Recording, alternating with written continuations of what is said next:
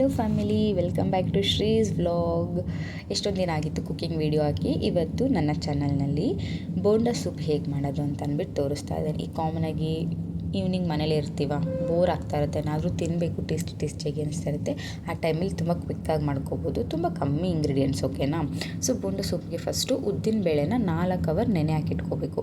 So ಅದು ನೆನೆಯಕ್ಕಿಟ್ಟಿದ್ದೀನಿ. ಅದು ನೆನೆಯೋ ಅಷ್ಟರಲ್ಲಿ ಇಲ್ಲಿ ಸೂಪ್ ರೆಡಿ ಮಾಡ್ಕೋತಾ ಇದ್ದೀನಿ. ಸೂಪ್ಗೆ ತುಂಬ ಕಮ್ಮಿ ಇಂಗ್ರೀಡಿಯೆಂಟ್ಸ್, ಸ್ವಲ್ಪ ಅಂದರೆ 1 ಸ್ಪೂನ್ ಅಥವಾ 2 ಸ್ಪೂನಷ್ಟು ಎಣ್ಣೆ, 1 ಸ್ಪೂನ್ ಜೀರಿಗೆ, 2 ಹಸಿಮೆಣಸಿನ್ಕಾಯಿ, 1 ಟೊಮ್ಯಾಟೋನ ಹಾಕಿ ಒಂದೇ 1 ನಿಮಿಷ ಆ ಟೊಮೆಟೊದ ಹಸಿ ವಾಸನೆ ಹೋಗೋ ಗಂಟ ಫ್ರೈ ಮಾಡ್ಕೋಬೇಕು. ಜಾಸ್ತಿ ಏನು ಮಷಿ ಆಗೋ ತನಕ ಬಿಡೋ ಅಷ್ಟಿಲ್ಲ. ಇದನ್ನು ನೀವು ಈ ಥರ ಫ್ರೈ ಮಾಡಿ ಆದರೂ ಹಾಕ್ಬೋದು, ಇಲ್ಲ ಡೈರೆಕ್ಟ್ ಬೇಳೆ ಅಂದರೆ ಹೆಸ್ರು ಬೇಳೆ ಬರುತ್ತಲ್ವ, ಹೆಸ್ರು ಬೇಳೆನ ವಾಶ್ ಮಾಡಿ ಈ ನಾವು ದಾಲೆಲ್ಲ ಮಾಡೋದಕ್ಕೆ ಪ್ರಿಪೇರ್ ಮಾಡ್ಕೋತೀವ ಆ ರೀತಿ ಮಾಡಿಕೊಂಡ್ರು ಕೂಡ ನಡೆಯುತ್ತೆ. ನಾನು ಈ ಸತಿ ಡಿಫ್ರೆಂಟಾಗಿ ಮಾಡೋಣ ಅಂತ ಈ ರೀತಿ ಒಗ್ಗರಣೆ ಹಾಕ್ಬಿಟ್ಟು ಮಾಡ್ತಾಯಿದ್ದೀನಿ. ಸೊ ಟೊಮ್ಯಾಟೊ, ಜೀರಿಗೆ ಮತ್ತು ಹಸಿಮೆಣ್ಸಿನ್ಕಾಯಿನ ಫ್ರೈ ಮಾಡ್ಕೊಂಡಾದ್ಮೇಲೆ ನಮಗೆ ನೀರು ಎಷ್ಟು ಬೇಕೋ ಅಷ್ಟು ಇಟ್ಕೋಬೇಕು. ಅಂದರೆ ಗಟ್ಟಿ ಇದ್ದರೆ ಚೆನ್ನಾಗಿರೋದಿಲ್ಲ, ಸ್ವಲ್ಪ ಆದಷ್ಟು ಈ ತಿಳಿ ಸಾಂಬಾರೆಲ್ಲ ಬರುತ್ತಲ್ವ ಆ ಥರ ವಾಟರಿ ಕನ್ಸಿಸ್ಟೆನ್ಸಿ ಇದ್ರೇ ಟೇಸ್ಟ್ ಚೆನ್ನಾಗಿ ಬರೋದು. ಸೊ ಇದೇನೇನು ಬಾಯ್ಲ್ ಬರೋಕ್ಕೆ ಶುರು ಆದಾಗ ಹೆಸ್ರು ಬೇಳೆ 1 ಲೋಟದಷ್ಟು, ಅಂದರೆ ಚಿಕ್ಕ ಲೋಟದಷ್ಟು ಹೆಸ್ರು ಬೇಳೆನ ತೊಳೆದು ನಾನು ಹಾಕ್ಕೋತಾ ಇದ್ದೀನಿ. ಇದಿಷ್ಟನ್ನು ಮಿಕ್ಸ್ ಮಾಡಿಕೊಂಡು ಟೇಸ್ಟ್ ನೋಡಿಕೊಂಡು ಸಾಲ್ಟ್ ಹಾಕ್ಕೊಬೇಕು.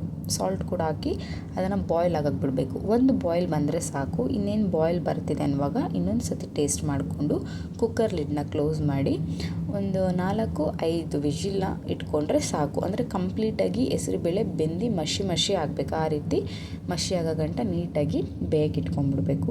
ಸೊ ಈ ಕಡೆ ಕುಕ್ಕರ್ನ ಕ್ಲೋಸ್ ಮಾಡಿ ಅದನ್ನ ವಿಜಿಲ್ ಬರೋದಕ್ಕೆ ಬಿಡ್ತಾಯಿದ್ದೀನಿ. ನೆಕ್ಸ್ಟು ಉದ್ದಿನ ಬೇಳೆನ ನೀಟಾಗಿ ನಾನು ಹೇಳಿದ್ನಲ್ಲ, ಈ ಗುಂಡಾದರೂ ಸರಿ, ಬೇಳೆ ಆದರೂ ಓಕೆ, ಉದ್ದಿನ ಕಾಳಾದರೂ ಓಕೆ, ಉದ್ದಿನ ಬೇಳೆ ಆದರೂ ಓಕೆ, ನೀಟಾಗಿ ವಾಶ್ ಮಾಡಿಕೊಂಡು 4 ಅವರ್ ನೆನೆಯಾಗಿ ಬಿಟ್ಟರೆ ಸಾಕು. ನೆಂದಿರೋದನ್ನ ನೀಟಾಗಿ ಗ್ರೈಂಡ್ ಮಾಡ್ಕೋಬೇಕು. ಇದು ಗ್ರೈಂಡ್ ಮಾಡುವಾಗಿರೋದೇ ಕೆಲಸ. ಯಾಕಂತಂದರೆ ನಾವು ಜಾಸ್ತಿ ನೀರು ಹಾಕ್ಕೊಂಡು ತೆಳ್ಳೆ ಮಾಡಿಕೊಂಡ್ರೆ ಉದ್ದಿನ ವಡೆ ಕಂಪ್ಲೀಟಾಗಿ ಹಾಳಾಗಿಬಿಡುತ್ತೆ. ಸ್ವಲ್ಪನೇ ಉದ್ದಿನಬೇಳೆ ಹಾಕ್ಕೊಳ್ಳಿ. ಚೂರು ನೀರು ಬಿತ್ತಿಲ್ವೋ ನನಗೆ ನೋಡ್ಕೊಂಡು ಕನ್ಸಿಸ್ಟೆನ್ಸಿ, ಅಂದರೆ ಕೆಲವೊಂದು ಮಿಕ್ಸಿಯಲ್ಲಿ ತುಂಬ ಬೇಗ ಫೈನ್ ಪೇಸ್ಟ್ ಆಗುತ್ತೆ, ಜಾಸ್ತಿ ಪ್ರಾಬ್ಲಮ್ ಆಗೋಲ್ಲ. ಈ ಹಳೆ ಮಿಕ್ಸಿ ಆಗ್ತಾ ಇರುತ್ತಲ್ವ ಅದೇನಾಗುತ್ತೆ, ಜಾಸ್ತಿ ಗ್ರೈಂಡ್ ಆಗೋದಿಲ್ಲ, ಹಿಡಿತಾ ಇರುತ್ತೆ, ಸೌಂಡ್ ಬರ್ತಾವೆ. ಸ್ವಲ್ಪ ವಾಟರ್ ಹಾಕ್ಕೊಂಡು ಆ್ಯಡ್ ಮಾಡ್ಕೋಬೇಕಾಗುತ್ತೆ. ಸೊ ನೋಡಿ ಈ ರೀತಿ ಕನ್ಸಿಸ್ಟೆನ್ಸಿ ಬರಬೇಕು. ನಾನು ಆದಷ್ಟು ನೀರು ಕಡಿಮೆ ಹಾಕ್ಕೊಂಡು ಫುಲ್ ಫೈನಾಗಿ ಪೇಸ್ಟ್ ಮಾಡ್ಕೋತಾ ಇದ್ದೀನಿ.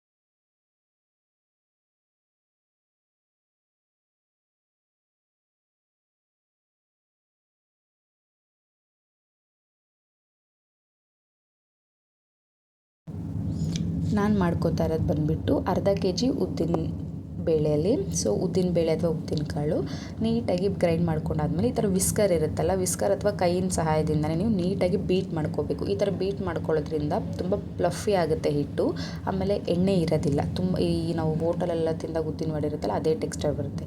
ಸೊ ಇದು ಕಂಪ್ಲೀಟಾಗಿ ರೆಡಿ ಆಗಿದೆ ಅಂತ ನೋಡಬೇಕು ಅಂದರೆ ಒಂದು ಬೌಲಲ್ಲಿ ವಾಟರ್ ತೊಗೊಳ್ಳಿ.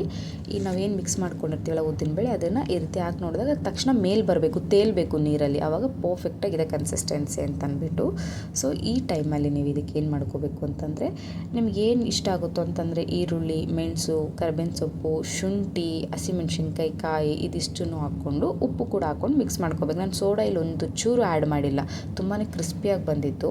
ನಾನು ಬೇರೆ ನನಗೆ ಹಸಿಮೆಣ್ಸಿನ್ಕಾಯಿ ಪಾಪು ತಿಂತಾಳಂತ ನಾನು ಹಸಿಮೆಣ್ಸಿನ್ಕಾಯಿ ಮತ್ತು ಶುಂಠಿನ ಆ್ಯಡ್ ಮಾಡಿಲ್ಲ, ಸ್ಕಿಪ್ ಮಾಡಿದ್ದೀನಿ. ಬೇಕು ಅಂತಂದರೆ ನೀವು ಸಣ್ಣದಾಗಿ ಹೆಚ್ಕೊಂಡು ಅದನ್ನು ಕೂಡ ಹಾಕ್ಕೋಬೋದು. ನಾನು ಇವಾಗ ಇದಕ್ಕೆ ಒಂದು ದಪ್ಪ ಈರುಳ್ಳಿ ಮತ್ತು ಒಂದು ಅರ್ಧ ಉಳ್ಕಾಯಿ, ಹಸಿಮೆಣ್ಸಿನ್ಕಾಯಿ ಹಾಕಲಿಲ್ಲ, ಕರಿಬೇವಿನ ಸೊಪ್ಪು ಹಾಕ್ಕೊಂಡಿದ್ದೀನಿ ಮತ್ತು ಮೆಣಸು ಹಾಕ್ಕೊಂಡು ಉಪ್ಪು ರುಚಿಗೆ ಎಷ್ಟು ಬೇಕೋ ಅಷ್ಟು ನೋಡಿಕೊಂಡು ಉಪ್ಪು ಹಾಕ್ಕೊಂಡು ನೀಟಾಗಿ ಈ ಥರ ಫೋಲ್ಡಿಂಗ್ ಇದರಲ್ಲೇ ಮಿಕ್ಸ್ ಮಾಡ್ಕೋಬೇಕು. ಅವಾಗ ಏನಾಗುತ್ತೆ, ನಾವೇನು ಫ್ಲಫಿನೆಸ್ನ ಬೀಟ್ ಮಾಡ್ಕೊಂಡಿರ್ತೀವಲ್ಲ ಅದು ಎಲ್ಲೂ ಮಿಕ್ಸ್ ಆಗೋದಿಲ್ಲ, ನೀಟಾಗಿ ಚೆನ್ನಾಗಿ ಮಿಕ್ಸ್ ಆಗುತ್ತೆ. ಸೊ ಈ ಥರ ಮಿಕ್ಸ್ ಆದಮೇಲೆ ಇನ್ನೊಂದು ಕಡೆ ಎಣ್ಣೆ ಕಾಯಕ್ಕೆ ಇಟ್ಕೊಳ್ಳೋಣ.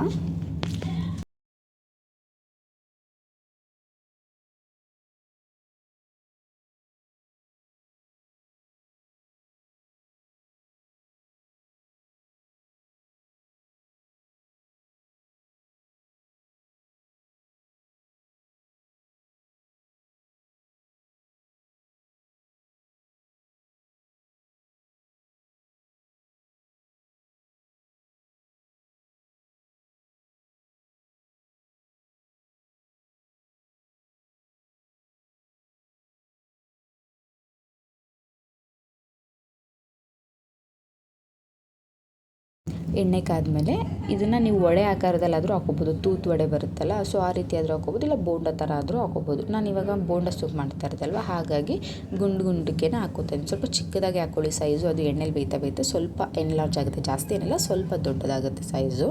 ಸೊ ಒಂದಾಗ ಹಾಕ್ಕೊಂಡು ನೀಟಾಗಿ ಗೋಲ್ಡನ್ ಫ್ರೈ ಆಗೋ ಗಂಟ ಕಂಪ್ಲೀಟಾಗಿ ನಿಧಾನಕ್ಕೆ ಬೇಯಿಸ್ಕೋಬೇಕು.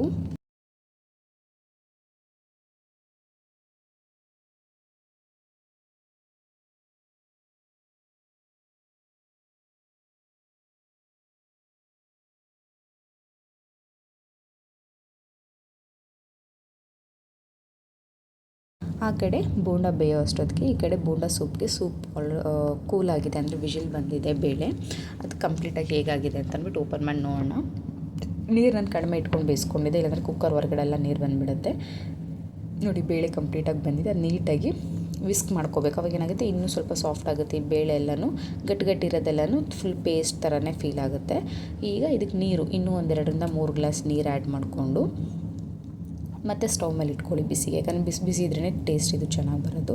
ಒಗ್ಗರಣೆಗೆ ಬೇಕು ಅಂದರೆ ಇಂಗು ಕೂಡ ಹಾಕೋಬೋದು, ಮತ್ತು ಉಪ್ಪು, ಲೆಮನ್ನೇ ಮೇಯ್ನ್ ಇದಕ್ಕೆ. ಅಂದರೆ ಲೆಮನ್ ಹಾಕಿದ ತಕ್ಷಣ ಟೇಸ್ಟೇ ಡಿಫ್ರೆಂಟ್ ಆಗುತ್ತೆ, ಟೇಸ್ಟ್ ತುಂಬ ಚೆನ್ನಾಗಿರುತ್ತೆ. ಕೊತ್ತಂಬರಿ ಸೊಪ್ಪು, ಲೆಮನ್ನು ಮತ್ತು ಜೀರಿಗೆ ಪುಡಿ ಲಾಸ್ಟಲ್ಲಿ ಆ್ಯಡ್ ಮಾಡಿಬಿಟ್ಟು 1-2 ಕುದಿ ಬಂದರೆ ಸಾಕು, ಜಾಸ್ತಿ ಅನ್ಬೇಡ, 2 ಕುದಿ ಬಂದಮೇಲೆ ಆಫ್ ಮಾಡ್ಕೊಂಬಿಡಿ ಸಾಕು. ಇದು ಒಂದು ಕಡೆಗೆ ಎತ್ತಿಟ್ಕೊಬಿಡಿ.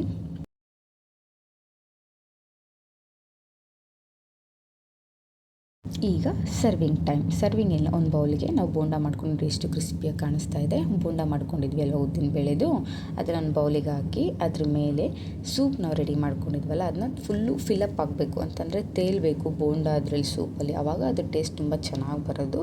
ನೀಟಾಗಿ ರೀತಿ ಅದ್ರ ಮೇಲೆ ಹಾಕಿ ಸೋಕ್ ಹಾಕೋದಕ್ಕೆ ಬಿಡ್ಬೋದು. ಅಂದರೆ ಎಷ್ಟು ಬೇಗ ಸೋಕ್ ಆಗುತ್ತೆ ಅಂದರೆ ತಿನ್ನುವಾಗ ಕ್ರಿಸ್ಪಿನೆಸ್ ಕೂಡ ಇರುತ್ತೆ, ಜೊತೆಗೆ ಲೆಮನ್ ಹಾಕಿರ್ತೀವಲ್ಲ ಆ ಪಂಜೆಂಟ್ ಟೇಸ್ಟ್ ಕೂಡ ತುಂಬ ಟೇಸ್ಟಿಯಾಗಿ ಕೊಡ್ತಾ ಇರುತ್ತೆ.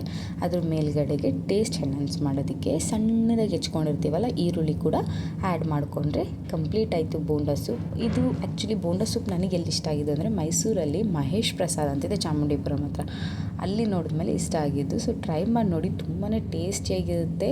ಒಂದು ಸತಿ ಮಾಡಿದ್ರೆ ಇನ್ನೊಂದು ಸತಿ ಮಾಡಬೇಕು ಅನ್ಸುತ್ತೆ. ಕೆಲಸ ಜಾಸ್ತಿ ಇಲ್ಲ, ಆರಾಮಾಗಿ ಮಾಡ್ಕೋಬೋದು. Thanks for watching.